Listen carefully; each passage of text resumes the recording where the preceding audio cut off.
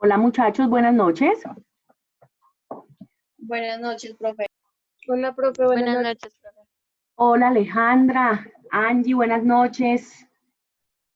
Daria, Camilo, César. Profesora, buenas noches. Hola Julio César, buenas noches. Bien, gracias, doctora. Gracias. Profe, José, muy buenas noches, encantado de saludarla. lo mismo José Roney, buenas noches. Hola, Juliana. ¿cómo estás?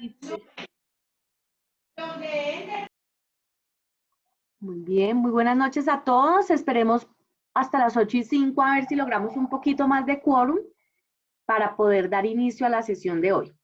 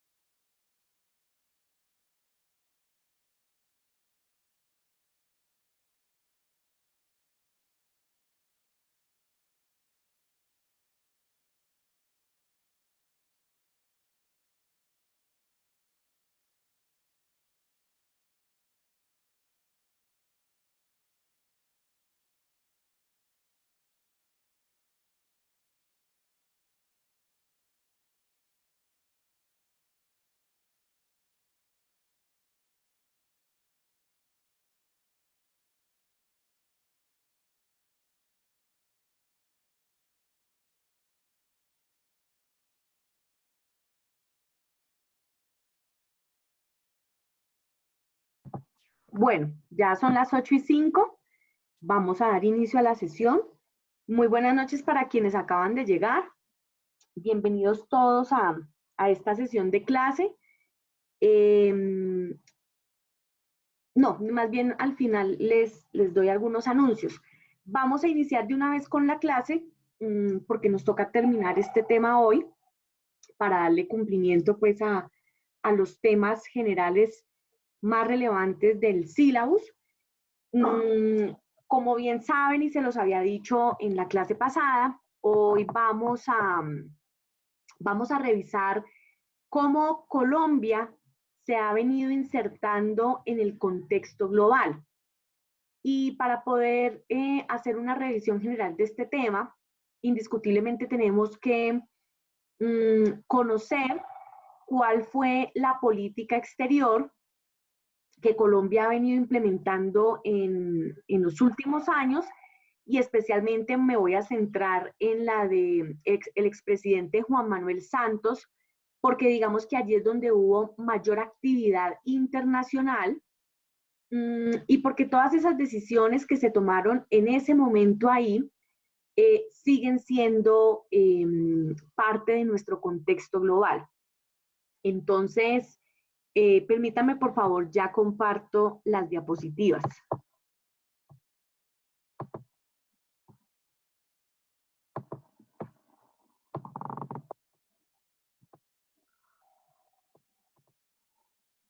Bueno, entonces para iniciar,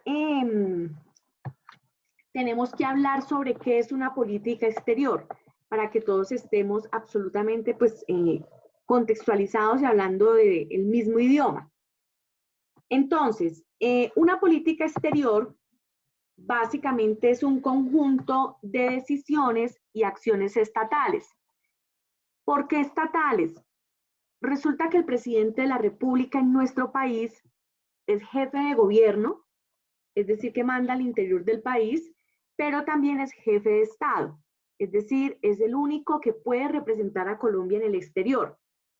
Por ende, las decisiones son de carácter público.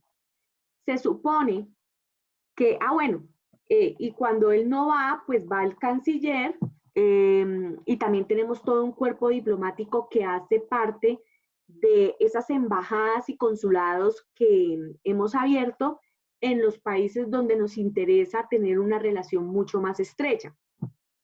Se supone que estas decisiones ya han sido consensuadas con los colombianos cuando los ciudadanos pueden participar en la formulación del plan de desarrollo. ¿Por qué? Porque es que todas las decisiones de política exterior deben estar vinculadas a las metas propuestas en el plan de desarrollo. Esa es la principal orientación. En segundo lugar, hay que decir que la política exterior de un país tiene que estar basada en unos principios muy claros, muy sólidos, porque eso es lo que habla de nuestro país hacia afuera. ¿Qué tipo de principios? Un país que se relaciona desde la diplomacia, buscando siempre la cooperación internacional y no el conflicto. Un país que es respetuoso del derecho internacional público y del derecho internacional privado. Un país que es respetuoso de la soberanía de los otros países. Y un país que se supone es respetuoso también de los derechos humanos de los otros connacionales de esos países con los que se relaciona. Entonces, digamos que a eso se refieren los principios. La política exterior también va en función de las metas, es decir, como se los comenté hace un momento, el plan de desarrollo es el eje bajo el cual la política exterior se rige. Y para poder lograr mis propósitos, y es lo que vamos a ver con la política exterior del presidente Santos, pues yo me relaciono con quien me pueda aportar a esas metas. Él lo hizo en función del proceso de paz y cada quien en función de los objetivos más representativos del plan de desarrollo. Por eso se dice que establece metas. Y la política exterior también es una política interméstica. ¿Por qué? Porque no solamente tiene en cuenta la dimensión nacional, es decir, en función de cumplir nuestras metas como país, sino también una dimensión internacional. Todos los países siempre van a decidir en cuál eje quieren estar. Nosotros, por lo general, hemos escogido el eje de la estrella polar, el eje del Respis Polum, como lo llaman los internacionalistas. Es decir, nuestra mirada siempre ha sido hacia Estados Unidos. Entonces, si nuestra mirada siempre ha sido hacia Estados Unidos, la política exterior que ejercemos va en función de los intereses de ese eje y básicamente bajo los intereses de Estados Unidos. Entonces, por eso se dice que es una política interméstica. Ahora bien, vamos a ver en la caracterización de la política exterior de Santos cómo ese enfoque ha cambiado, ¿no? En ese momento cambió. Muy bien, entonces lo primero que hay que decir es que en el gobierno Santos sí tuvimos una mirada no tan respis polum, sino más bien respis similia. ¿Por qué? Porque miramos a nuestros semejantes también. Es decir, él logró una muy buena relación con Obama. Por supuesto, hay una coincidencia ideológica clara, pero también se relacionó con países de la región, con Haití, con México, con Venezuela, con Chile, con los similares, digámoslo así. Por eso se llama mirada respis similia. Y eso lo vamos a ver con mayor claridad cuando hablemos de cómo fuimos donantes en las relaciones internacionales, en el caso Haití, en la presidencia de UNASUR. Ahora tenemos, en el gobierno actual, tenemos una mirada más respis polum, es decir, es una mirada enfocada otra vez a Estados Unidos, lucha contra el narcotráfico, ese muro de contención con el tema de Venezuela. Bueno, ahora toca esperar a ver cuando llegue Joe Biden qué va a pasar allí en la reconfiguración de esa relación, porque pues ideológicamente no somos compatibles, pero bueno, como para hacer allí una comparación. En segundo lugar, hay que decir que Colombia se caracterizó, y esto sigue estando vigente, por ser un país receptor de cooperación internacional. Y resulta que nosotros nos volvimos el segundo país en América Latina en recibir mayor cooperación, no de forma gratuita, sino porque nos calificaron bien. Resulta que Colombia, desde el gobierno de Santos, venía haciendo lobby para ser parte de una organización intergubernamental súper importante que se llama la Organización para la Cooperación y el Desarrollo Económico, OCDE. En ese camino, en ese tránsito para ser miembros de la OCDE, Colombia tuvo que hacer un montón de reformas. Tuvo que hacer reformas tributarias, cuestionables, porque pasamos del IVA del 15 al 19, tuvo que tomar una decisión frente a los ministros en cuanto a que ellos no podían ser parte de las juntas directivas de las empresas del Estado por conflicto de intereses. Este tema de que hoy nos toque pagar la bolsa plástica es una exigencia de la OCDE. Fortalecer la política de lucha contra la corrupción y así sucesivamente. Hay un montón de reformas, unas loables y otras pues que no son tan loables. El hecho es que en ese tránsito, la OCDE, que resulta ser muy importante porque es que hay países como Estados Unidos, Reino Unido, Alemania, nos calificó como un país de renta media alta en el 2012. Y nos calificó así porque entre el 2002 y el 2010, el Producto Interno Bruto creció en un 3,95% en los sectores minero, petrolero, financiero y textil. Entonces, debido a todo eso, es que pues logramos esa calificación.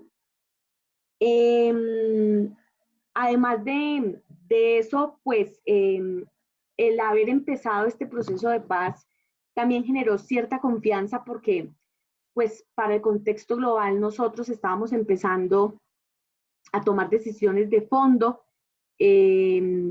y una es esa precisamente, un problema que ha tenido el país es su conflicto armado interno durante más de 52 años.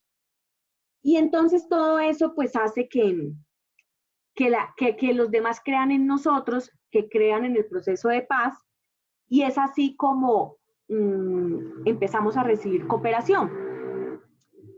Y empezamos a recibir cooperación en ese momento en torno al proceso de paz, decisión tomada por el expresidente Juan Manuel Santos. Y en ese marco del proceso se crea lo que se denominó Fondo Colombia en Paz. Es un fondo que se crea con el ánimo de financiar todo el proceso desde la etapa inicial hasta la etapa de la evaluación. Es un fondo que tiene recursos del gobierno nacional, del presupuesto general de la nación, de regalías, sectores privados y la cooperación como tal que nos va a llegar de las distintas organizaciones intergubernamentales. También se decide que la entidad que va a administrar estos recursos es la Agencia Presidencial para la Cooperación Internacional y el Viceministerio de Hacienda. Entonces aquí quiero que veamos un corto video del exconsejero para el posconflicto, consejero presidencial para el posconflicto, en ese momento era Rafael Pardo, quien claramente explica el propósito del Fondo Colombia en Paz.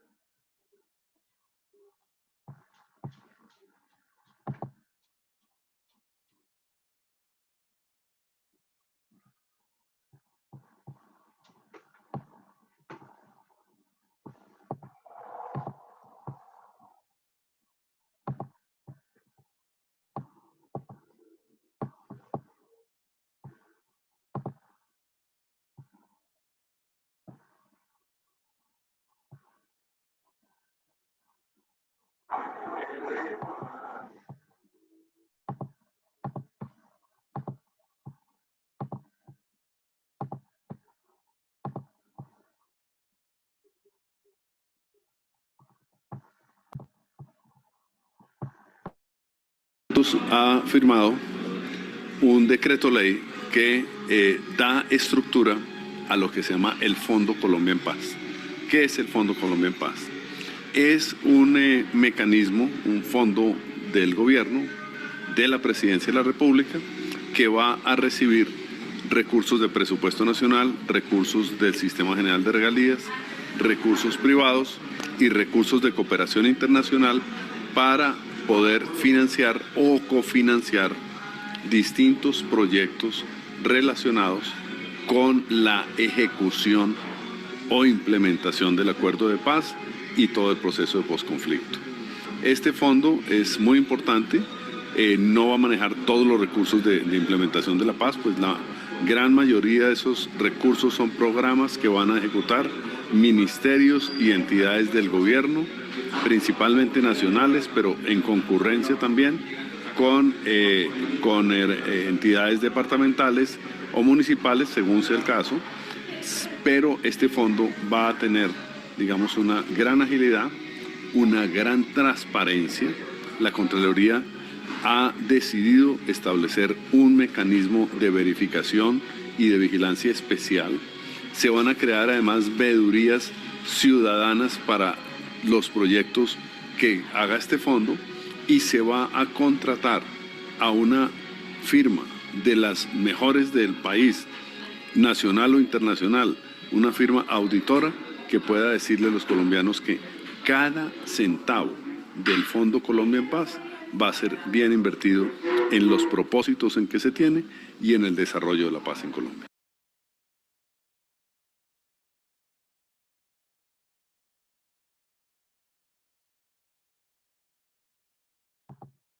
Muy bien. Y entonces es así como el país empieza a recibir donaciones y el primer fondo, bueno, no es el primero en realidad, pero de los primeros fondos es el Fondo Multidonante de las Naciones Unidas para el Postconflicto, el cual nace en el año 2016. Por favor, me confirman si están viendo las diapositivas, que no se me aparece negro. Sí, aquí. profe. Sí, Bueno, perfecto. Entonces les estaba diciendo, el Fondo Multidonante de las Naciones Unidas, ese fondo se crea en el año 2016 y se crea con el ánimo de financiar sobre todo a las zonas donde hubo mayor presencia del conflicto. Entonces ellos básicamente identifican 5 ámbitos temáticos: justicia y seguridad, todo el tema de justicia transicional, la rehabilitación económica de esas zonas conflictivas y un tema que me parece muy importante, que es el de gobernabilidad y conflictividades.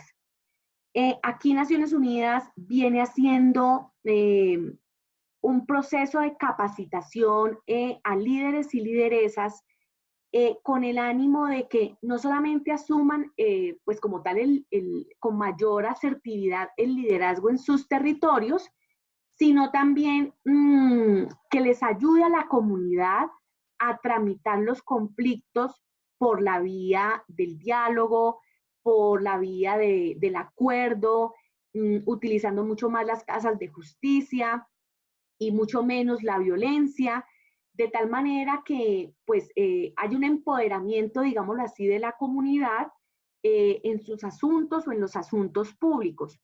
Y aquí también quiero compartir con ustedes un video de Naciones Unidas claramente que cuenta un poco cuáles han sido los resultados de su presencia en el país y más o menos pues cuántos proyectos han logrado implementar en Colombia.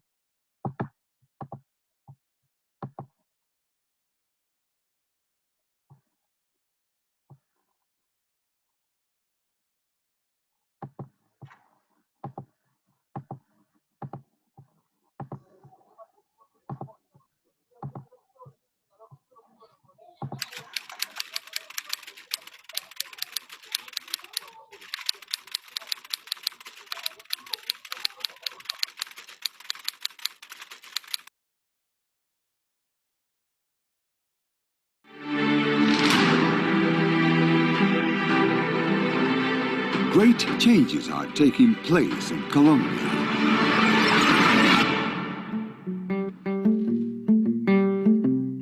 Muchas veces hubo que mandar los estudiantes a casa porque habían conflictos, habían dificultades de acceso al corregimiento. Que en este proceso la mujer ha llevado la peor parte. El campesino tenía temor, era una zozobra constante. Pero en el momento que nos aliamos a Naciones Unidas y a las diferentes entidades que hacen presencia en la zona, de ahí para acá se le ha prestado atención a las comunidades. Yes, indeed. Lots of great changes are taking place in Colombia. After peace agreements that put an end to an internal conflict that lasted over half a century, the consolidation of the peace process is possible.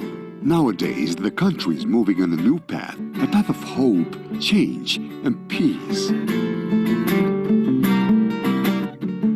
Under a government strategy supported by international cooperation, the state of Colombia is now strengthening its presence in historically vulnerable territories. territories. With a mechanism such as the United Nations Post-Conflict Multi-Partner Trust Fund for Colombia, it has been possible to establish a rapid response strategy in these prioritized territories. The fund articulates and coordinates initiatives and investment in peace actions between government entities, international cooperation, and the United Nations system in Colombia, in accordance with the priorities established. Entonces, como una de las grandes debilidades era el fortalecimiento del autogobierno propio, le apuntamos a eso. Pedagogía de acuerdo de paz, que ha sido muy nula en nuestro municipio. Lo hicimos también en la parte de defensa de la mujer, enfoque de género. Comenzamos a apuntarle al punto 1, que es la tenencia de la tierra del campesino. Y ahí en esa reunión vimos a bien los que fuimos de la comunidad focalizar lo que tenía que ver con la escuela. The Presidential Agency for International Cooperation of Colombia, APC Colombia, manages and guides the international cooperation according to the key government priorities defined by institutions such as the High Counselor for Post-Conflict and the Office of the High Commissioner for Peace. Con estos recursos nosotros logramos, además de aportar algo, una semilla para la paz, logramos también fortalecernos nosotros como organización. Entonces, primero ha sido fortalecer esa confianza interna. Lo segundo sería que esa intervención es llevarnos a confiar en que organizadamente podemos hacer muchas cosas. Nos hemos desplazado hasta la comunidad buscando fortalecer y empoderar no solamente a los hombres, sino también a las mujeres en los temas de posconflicto. Muchos niños decían, estas eran las condiciones en las que nosotros merecemos estudiar. This kind of experiences are replicated in most of the regions of Colombia, and they have been pivotal for speeding up stabilization and early peace-building actions, supporting victims nationwide. Esos niños van a ser unos niños empoderados de su institución educativa, con mejor conocimiento, con sitios de recreación y totalmente alejados de cualquier tipo de conflicto. Eso también hace que el progreso y el desarrollo llegue a nuestro municipio. Indeed, promoting peace and development in the regions is a fundamental task that demands the commitment of nations and cooperation agencies. Now, the main objective is to consolidate peace. The Colombian government and its institutions work tirelessly to ensure that the resources from the international cooperation are invested in peace-building programs for Colombia and its victims. Sentimos esperanza, sentimos un nuevo aire de paz, de reconciliación. Ya la mayoría de los jóvenes se están dedicando a estudiar. Anteriormente no, los estudiantes me decían, profe, ¿para qué voy a estudiar si yo tengo tantas hectáreas de coca? Empezamos a crecer esa idea de empoderamiento, de participación y lucha de la mujer. Ellos sienten que por fin está llegando el Estado. Nuestra etnia otra vez está renaciendo y fortaleciendo cada día más, que es lo que de pronto necesitamos.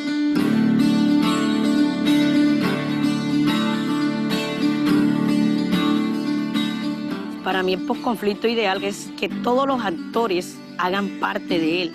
Con apoyo de todas las organizaciones, hemos estado ahí para apoyar todos los procesos, porque le apostamos a la paz. Preguntan, profe, ¿quién hizo este colegio? ¿Qué hacemos para agradecerle a esas personas? Thanks to all the donors and to the countless government actions financed by these valuable resources, great changes are taking place in Colombia. Let's work together to make peace possible.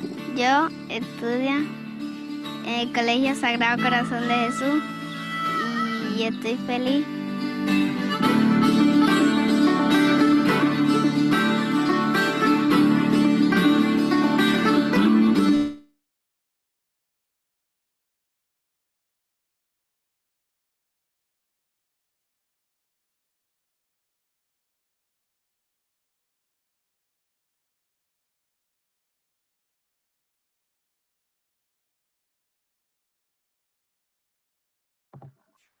Bueno, el otro fondo es el de la Unión Europea, el cual también se creó en el año 2016.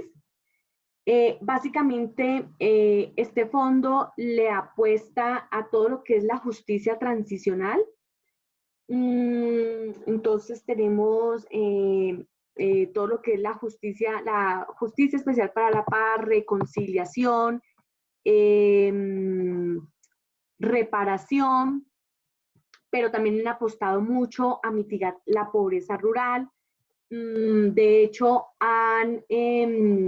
tienen casos exitosos de proyectos productivos, sobre todo liderados por madres cabezas de hogar. También un tema de acceso a la educación. Ellos también han puesto a la orden del día el tratar de facilitar convenios que ayuden al intercambio estudiantil con los países pues, de la Unión. Y de hecho hay una entrevista muy interesante que le hicieron al representante de la Unión Europea en Colombia. Esa es una entrevista larga. Voy a compartirles aquí el link para que en el momento que puedan lo vean, donde claramente ellos, le cuenta ahí al diario La República los avances que ha tenido la cooperación de la Unión Europea. Entonces, aquí en el chat,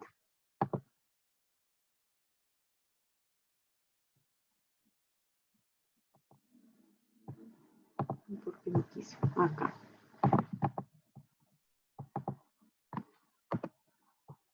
Perfecto, ahí en el chat les dejo el link para que lo vean apenas puedan.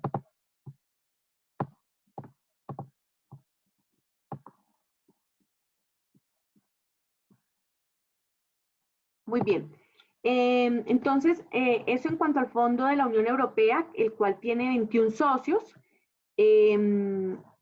Básicamente, pues los países miembros de la Unión. Y lo que les decía, pues apuntan a todo lo que es justicia transicional, pero también a apoyar el desarrollo rural en los territorios afectados por el conflicto, apoyar la reincorporación económica también de los excombatientes, y bueno, en eso se han venido centrando.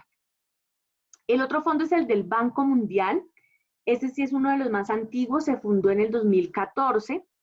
Este fondo, digamos que sí empezó a financiar todas las etapas del proceso desde el momento mismo de la instalación, y también pues se ha preocupado por eso, pero también por apoyar la nueva institucionalidad resultante del proceso de paz. Entonces, digamos que el Banco Mundial ha apoyado en cierta medida la creación de la JEP, la creación de la Comisión para la Búsqueda de Personas Desaparecidas, la Comisión de la Verdad, y bueno, otra institucionalidad que ha ido surgiendo en el marco o en el avance del proceso de paz. Y por último tenemos el Fondo Colombia Sostenible, del Banco Interamericano de Desarrollo. En ese momento el presidente era Luis Alberto Moreno, colombiano. Eso nos ayudó, por supuesto, muchísimo. Este fondo en el año 2016 se crea con el fin de apoyar todas aquellas iniciativas que maximizaran los dividendos ambientales. Es decir, todas aquellas iniciativas que estuvieran acompasadas con el desarrollo sostenible y, por supuesto, su ámbito de acción también en la ruralidad colombiana en las zonas de conflicto.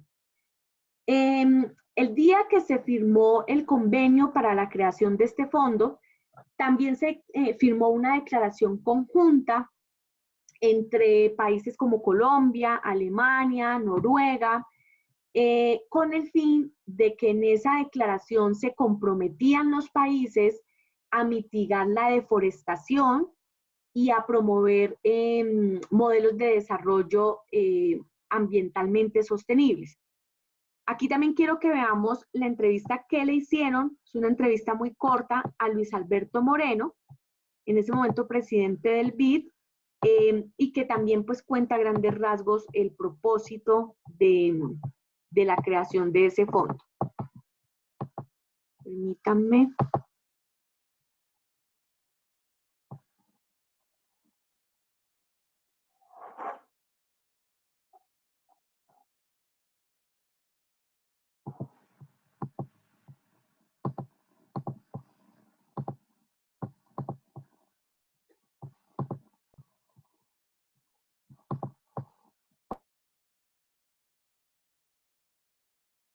Al término de su intervención en el Congreso Andesco que se llevó a cabo en Cartagena, el presidente del Banco Interamericano de Desarrollo aseguró que trabajan en la creación de un fondo para Colombia en el posconflicto. Este fondo que llamamos Colombia Sostenible va a tener una contribución del gobierno colombiano de $100 millones a través de un crédito del BID y recursos que provienen de Alemania, de Noruega, de Suiza y otros países, y el cierre inicial de este fondo va a estar en torno a $200 millones y la meta nuestra es que llegue finalmente a $500 millones en los próximos, en un periodo de 7 años. Se refirió además a la polarización del país en torno a la paz, tema que para él es preocupante. A mí me preocupa la división que veo en Colombia cada vez que vengo pareciera que la división se acentúa y como país parece que todo lo negativo es lo que se vuelve interesante políticamente y cuando eso pasa empieza uno a perder el rumbo. Por su parte, el vicepresidente Óscar Naranjo hizo un nuevo llamado al ELN tras la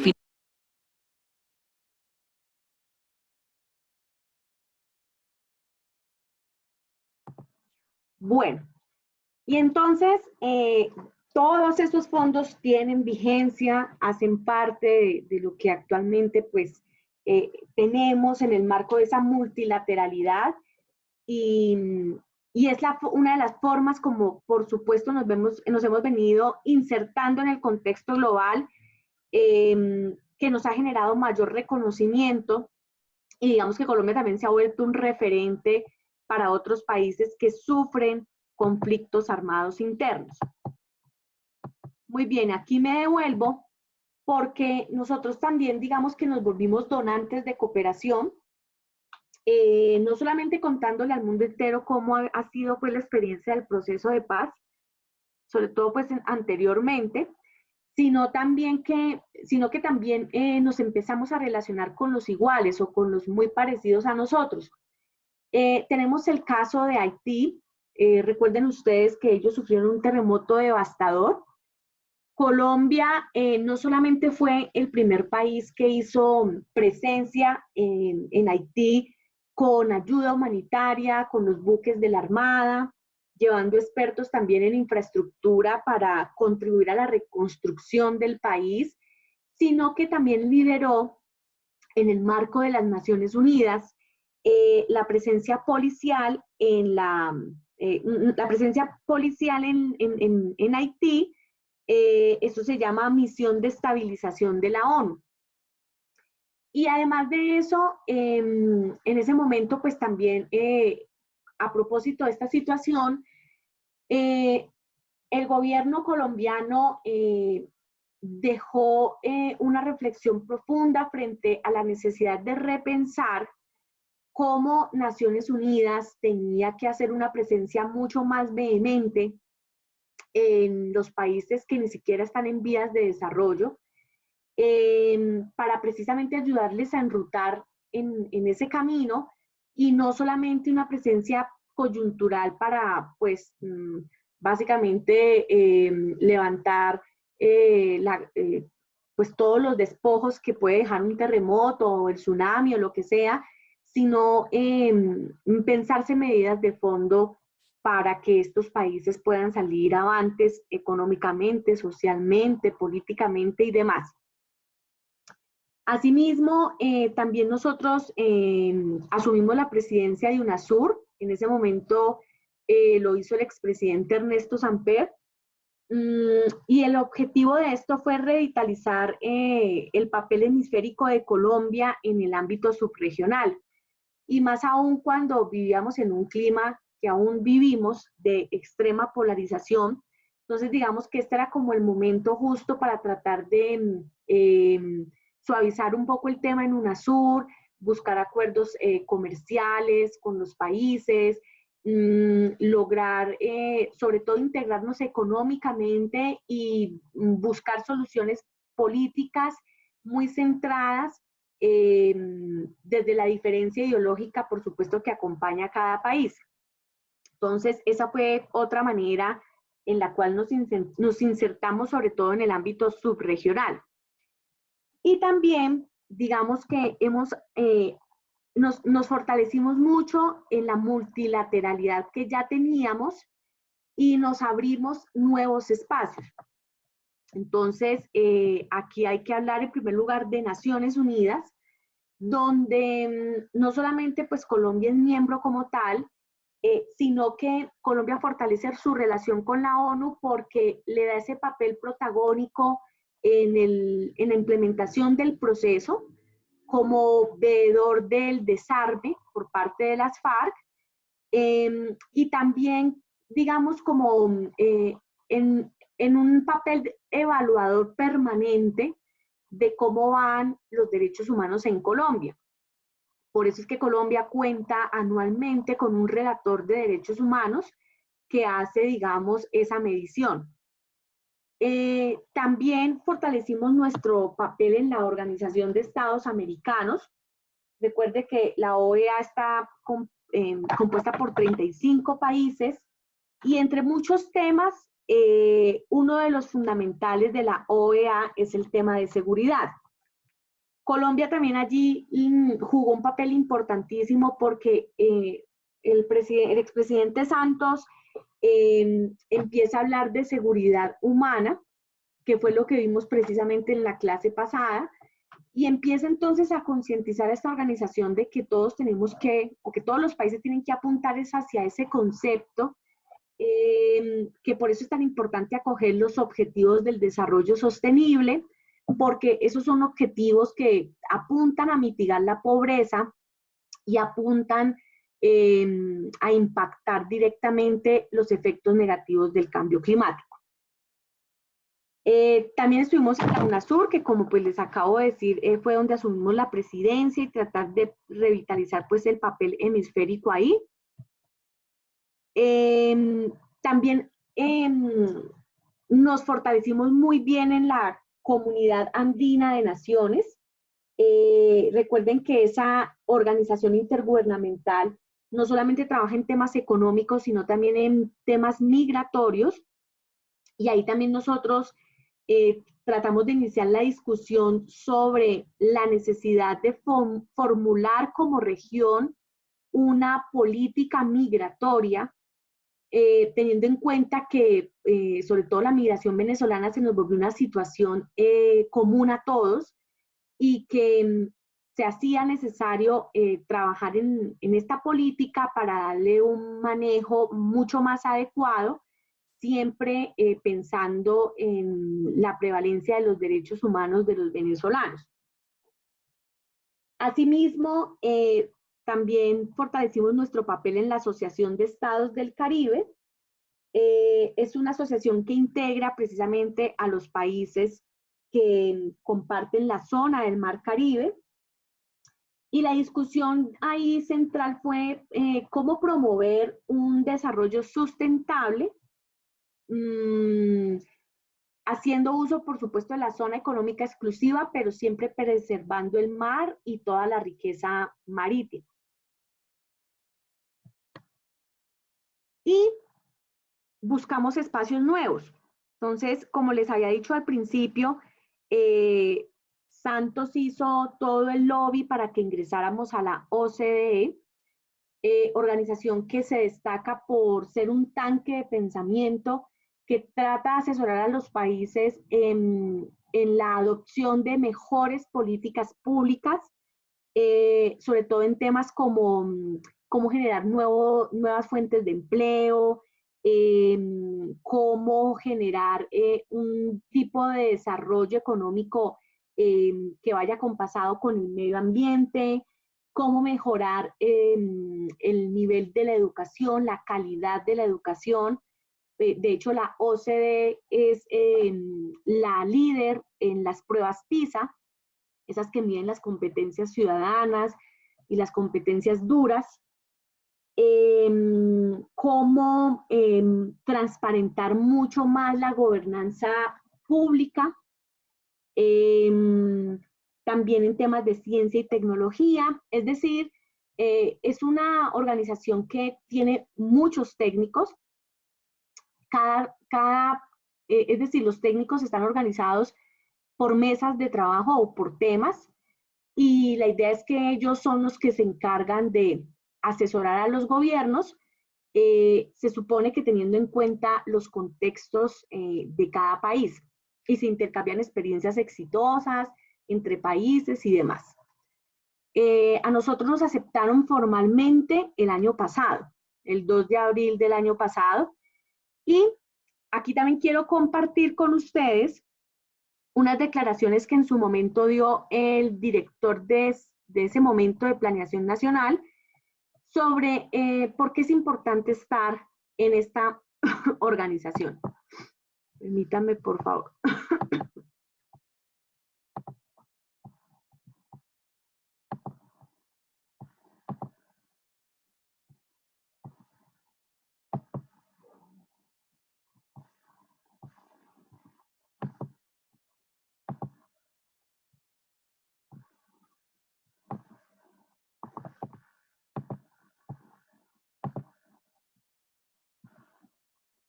Para seguir hablando de este tema, invitamos a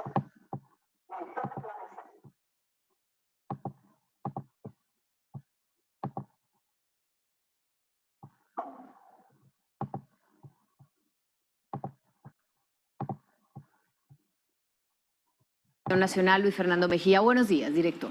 Muy buenos días, Silvia. Un especial saludo para ti, para Iván, para Lucho y para todos los televidentes. Muchas gracias, señor. ¿Qué significa para nosotros, los ciudadanos de a pie, que Colombia haya ingresado a este grupo tan importante de países?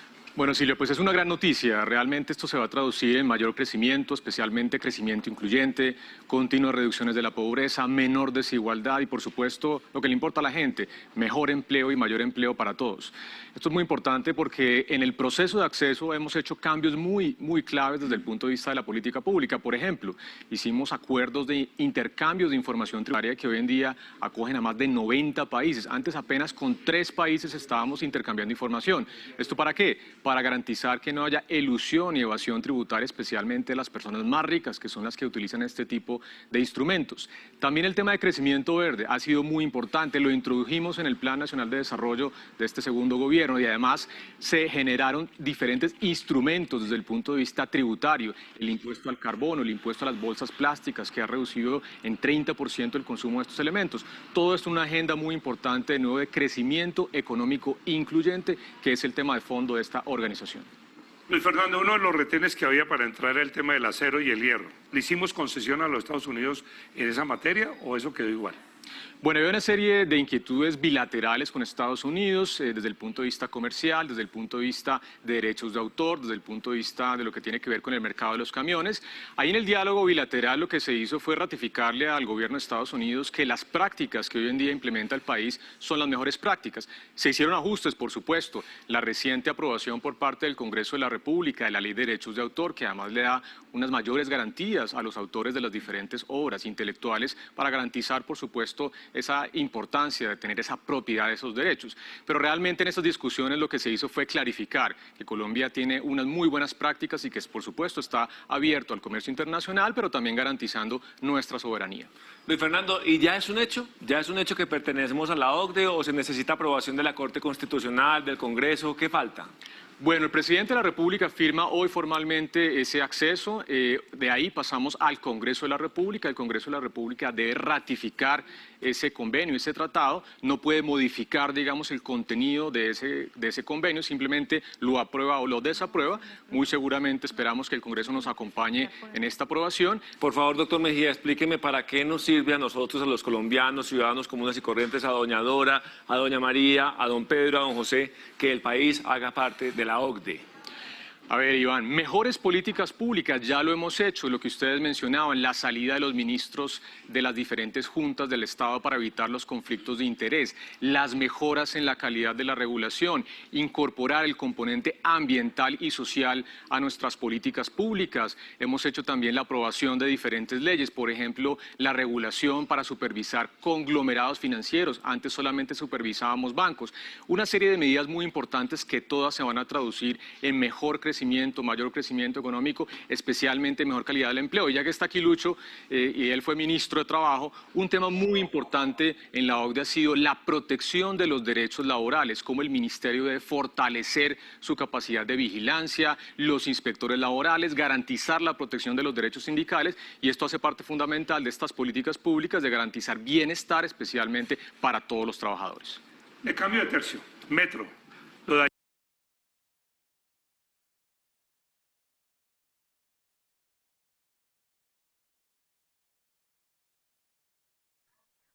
Bueno, y por último, también estuvimos haciendo en su momento el lobby respectivo para ser parte del Foro de Cooperación Económica Asia-Pacífico, APEC.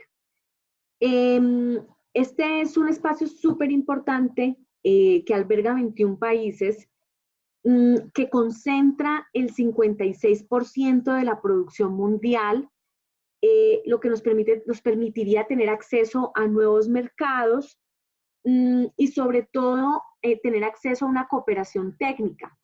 Es decir, allí también se hacen intercambios de experiencias muy exitosas frente a cómo hacer unos procedimientos de agricultura mucho más sostenibles, cómo mejorar en política anticorrupción, cómo innovar en energía renovable, en industria y turismo.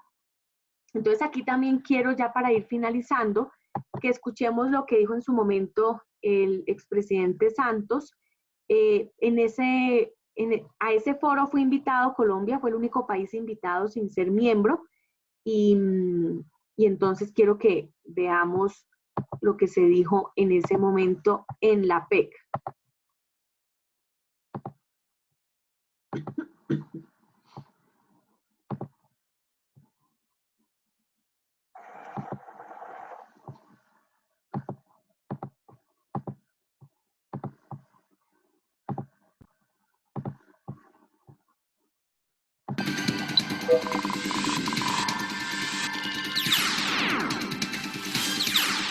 Hola, bienvenidos al sistema informativo del gobierno. En Manila, Filipinas, el presidente Juan Manuel Santos declaró que Colombia está lista para ser el miembro número 22 de la APEC, mecanismo creado en 1989 para consolidar el crecimiento y la prosperidad de los países del Pacífico. Colombia busca desde hace 2 décadas su inserción en la cuenca del Pacífico, región que concentra más de la mitad del PIB y casi la mitad del comercio del mundo. En medio de la cumbre que fue realizada el pasado mes de noviembre, el jefe de Estado colombiano se reunió con empresarios y con los mandatarios de varios de los 21 países de APEC, a quienes presentó las ventajas de invertir en Colombia, que aumentarán sustancialmente cuando se logre la paz. Colombia es el único país invitado que no es miembro de APEC, cosa que nos honra muchísimo. Nosotros hemos querido entrar a ser parte oficial de APEC desde hace mucho tiempo, y el hecho de que nos hayan invitado a esta cumbre pues nos da una señal muy positiva de que cuando se levante la moratoria, efectivamente Colombia podrá ser parte oficial de APEC. Durante su estadía en la capital filipina, el presidente Santos tuvo encuentros bilaterales con los presidentes de Filipinas, Estados Unidos, China, Chile y Vietnam. El presidente de China, ahí le pedimos específicamente apoyo para el mandato que el Consejo de Seguridad debe dar para monitorear y verificar el cese al fuego. Me dijo que haría todo lo que fuera necesario para que ese mandato se diera. También se reunió con los primeros ministros de la Federación Rusa, Nueva Zelanda, Tailandia, Malasia y Singapur. Asimismo, el presidente de Colombia asistió a la cumbre de APEC, donde lideró un panel sobre la innovación y el emprendimiento. Además, encabezó un encuentro con 70 empresarios asiáticos para analizar oportunidades de negocios en Colombia.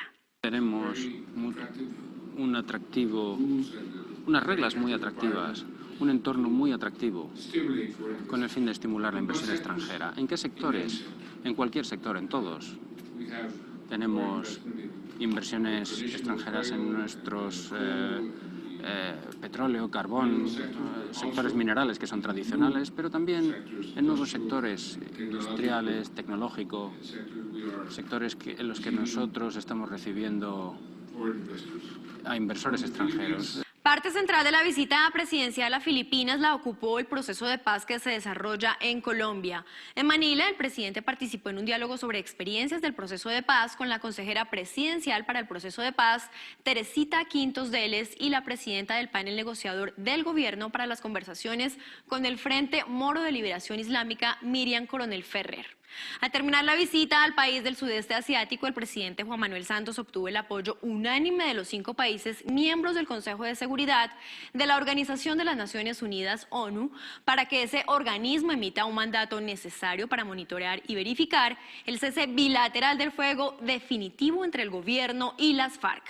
Ya hablamos con Francia, ya hablamos con Inglaterra, hablamos con China, Estados Unidos y Rusia para tener los 5 miembros permanentes. Hablamos también con España, yo hablé con el presidente Rajoy, que es miembro del Consejo de Seguridad, dio su total apoyo y esto va pues viento en popa, esperando a que podamos acordar con las FARC, dar el mensaje a Naciones Unidas para que Naciones Unidas inicie el proceso. El mandatario habló con los presidentes de Estados Unidos y China y con el primer ministro de Rusia, en tanto que se comunicó con los gobiernos del Reino Unido y de Francia para concretar ese respaldo. El presidente del gobierno español, Mariano Rajoy, se sumó al apoyo. La ampliación de esta noticia en nuestra página web.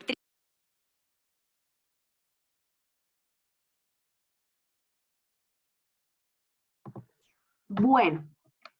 Y entonces, pues para ir concluyendo, lo primero que hay que decir es que pues toda esa multilateralidad se dio gracias a la confianza pues, que generó el país en su momento.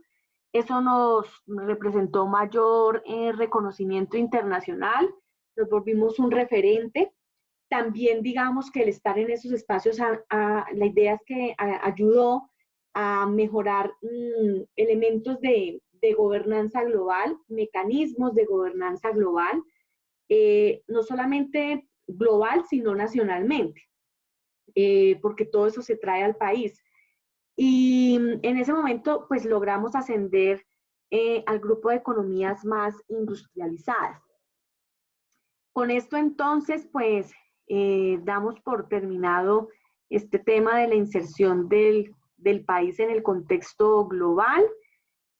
Y bueno, también pues toda la temática que habíamos previsto para este semestre. Antes de irnos, recordarles que entonces viene un quiz de repaso que lo habilitaré mañana para que por favor estén pendientes. En la semana 15, yo igual apenas lo haya habilitado, les hago llegar el mensaje con Alejandra. Ese quiz de repaso es la segunda actividad complementaria.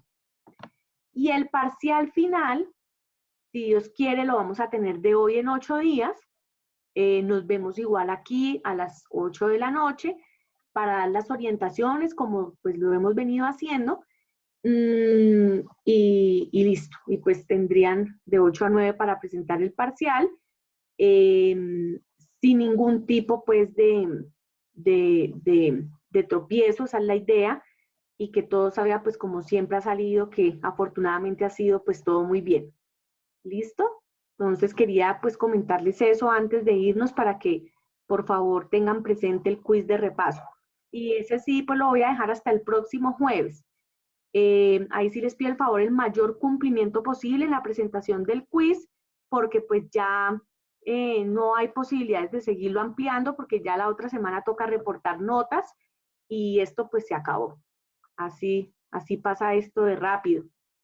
No sé si tengan algún comentario, alguna pregunta. Antes de irnos. ¿Me escuchas? Hola Jennifer, ¿cómo estás? Hola, es que tengo interferencias. Profe, o sea, ¿ya el quiz está habilitado, lo que le entiendo? No, lo voy a habilitar mañana. Ah, ok, listo, profe. Qué pena contigo. Vale, tranquila.